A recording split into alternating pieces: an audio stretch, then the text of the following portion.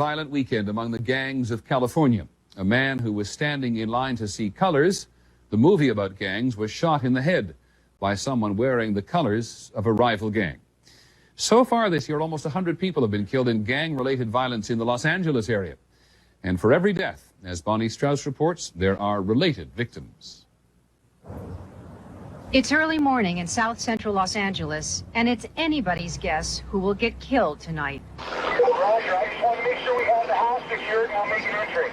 Push your hands down, what are you looking at? This is now a war zone where life is cheap, some say worthless. If I go into my neighborhood and they see me, and if I got a gun, most likely if it's more than one, most likely I'm gonna shoot one of them. Clovis was only 12 when he joined a gang known as the Bloods. This is all blood, and this is a blood neighborhood. He says he joined a gang for status and power. That's all you're looking for is mutual respect. Like if you go to jail, they say, well, he bad, so give him his respect. If I can take over another neighborhood by myself, I feel I'm the baddest one around.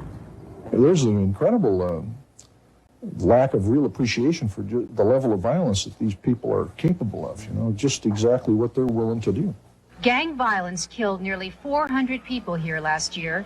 Police say it's the love of drugs and money that keeps the death toll high and climbing.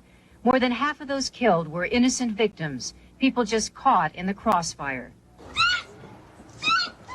Earlier this month, a 19-year-old killed in a drive-by shooting was buried. He was Annie Dirks' grandson.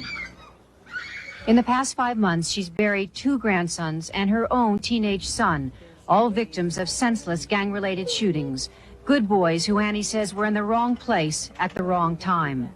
It's a lot of hurt and it's just a lot of grief. I just started crying. Walter, he was very quiet. Ermond, he was a little quiet, but he was kind of jolly. But Stacy was just the outgoing one. He always kept people laughing all the time. Once Walter, Stacy, and Ermond played together. Today they are buried together in a hillside cemetery. Reverend Leo Batie delivered their eulogies. How totally insane the whole thing is, how senseless this is, that these kids are victims of that type of ignorance.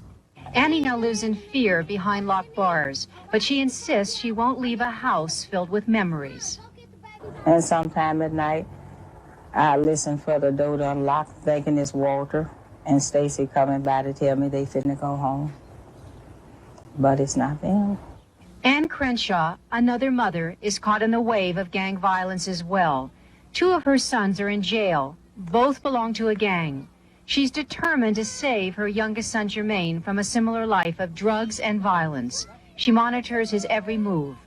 So they're almost never out of your sight. Not hardly. She want me to stay out of trouble, stay out of jail.